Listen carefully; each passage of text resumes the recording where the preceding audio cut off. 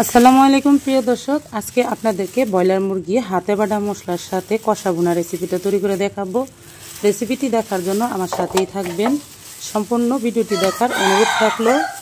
আর প্রথমে আমি মুরগিটাকে কেটে ধুয়ে নিচ্ছি।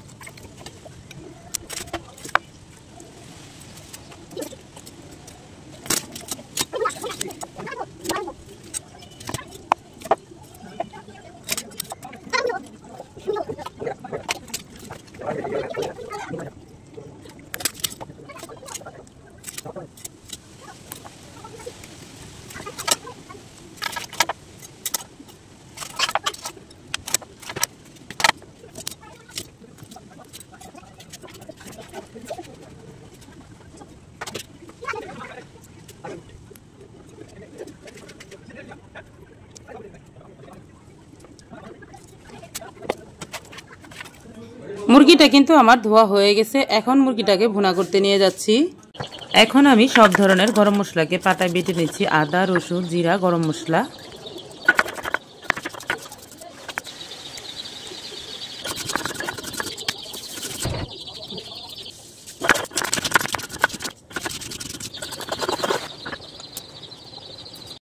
মুরগিটাকে ভুনা করার জন্য এখন দিয়ে দিচ্ছি হাফ কাপ সয়াবিন তেল।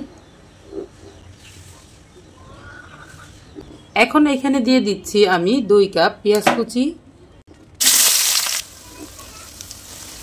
এখন পেঁয়াজটাকে লাল লাল করে ভাজবো।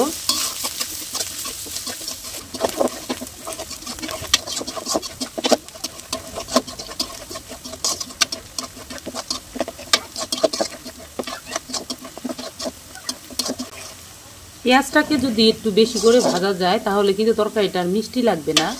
এর জন্য সবসময় পেঁয়াজটাকে একটু ভালো করে ভাজবেন, তাহলে আর মিষ্টি মিষ্টি লাগবে না। অনেক সময় বেশি করে পেঁয়াজ দিয়ে রান্না করলে তরকারিটা কিন্তু টক টক মিষ্টি মিষ্টি লাগে, সেটা আর লাগবে না যদি পেঁয়াজটাকে একটু ভালো করে ভেজে নেওয়া যায়। তার জন্য আমি সবসময় কিন্তু পেঁয়াজটাকে লালচে কালার করে ভেজে নেই।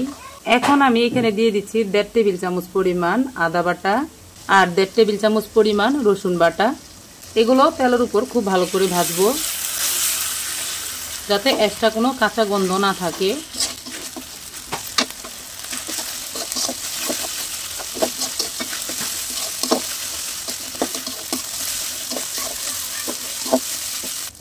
ভালো করে আদা রসুনটা ভাজা হয়ে গেছে। এখন দিয়ে দিচ্ছি 1 চা চামচ জিরা বাটা, 1.5 চা চামচ গরম মশলা বাটা, 2 চা চামচ লবণ, 1 চা চামচ হলুদের গুঁড়া, 1.5 চা চামচ মরিচের গুঁড়া। ঝাল বেশি খাইলে বেশি করে দিবেন, আর যদি কম খান তাহলে কম করে দিবেন। হাফ চা চামচ ধনিয়ার গুঁড়া। সবগুলা মশলাই তেলের উপর একটু ভাজবো, তবে সবসময় ঝাল একটু কম খাওয়াই ভালো। এখন এখানে অল্প করে পানি দিয়ে মশলাটাকে কষিয়ে নেব।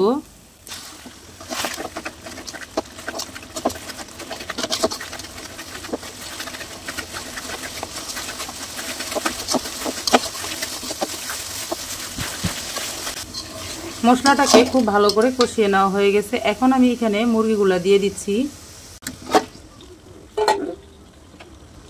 আমি পুরো মুরগিটাই দিয়ে দিলাম, তবে আপনারা চাইলে এখানে কম বেশি করে নিতে পারেন। এখন মুরগিটার যে এক্সট্রা পানি আছে সেই পানিটা যতক্ষণ পর্যন্ত উঠে শুকিয়ে না যাচ্ছে ততক্ষণ পর্যন্ত আমি কষাই নিব।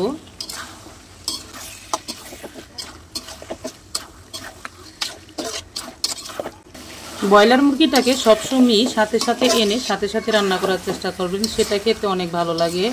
কিন্তু ডিপ ফ্রিজে সংরক্ষণ করা মুরগিটা তেমন একটা রান্না করলে ভালো লাগে না, মানে টেস্টও হয় না। আর বাটা মশলা দিয়ে রান্না করার চেষ্টা করবেন। এখন তো আমরা অনেক আলসো হয়ে গেছি, মানে শরীরে অনেক ব্যথা থাকে, মাজা ব্যথা, কোমর ব্যথা, শরীর ব্যথা, হাত ব্যথা। এদিকে পাটায় বাটাবাটি করলে হাতে ফুসকাও পড়ে যায়। নানান সমস্যার কারণে কিন্তু এখন আমরা পাটায় বাটা মশলাগুলো খেতে চাই না। কিন্তু পাটায় বেটে খাওয়া মশলা আগের থেকেই অনেক বেশি গুণ আছে, যার কারণে তরকারিটা অনেক বেশি টেস্ট হয়, শরীরের জন্য অনেক উপকার। চেষ্টা করবেন সব সময় পাটায় বেটে মশলা দিয়ে রান্না করার জন্য।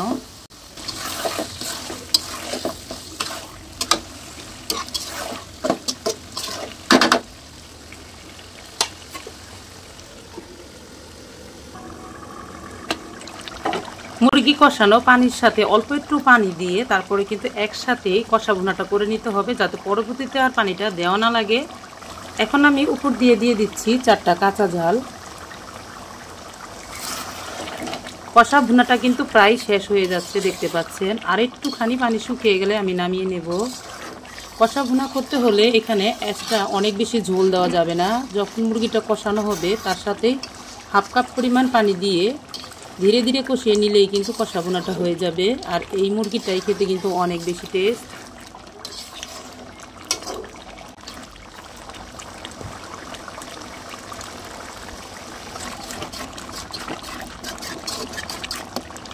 এখন শেষের দিকে উপর দিয়ে একটু জিরার গুঁড়া ছিটিয়ে দিচ্ছি।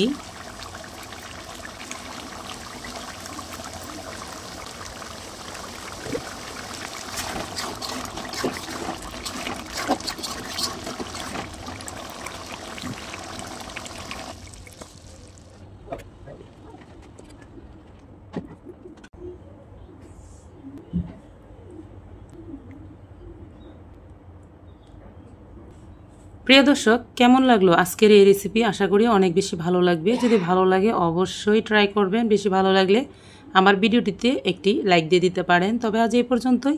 আরও একদিন চলে আসবো নতুন কোনো রেসিপি নিয়ে ইনশাল্লাহ। ততক্ষণ পর্যন্ত সকলেই ভালো থাকবেন। সকলকে জানাই অসংখ্য ধন্যবাদ। আল্লাহ হাফেজ।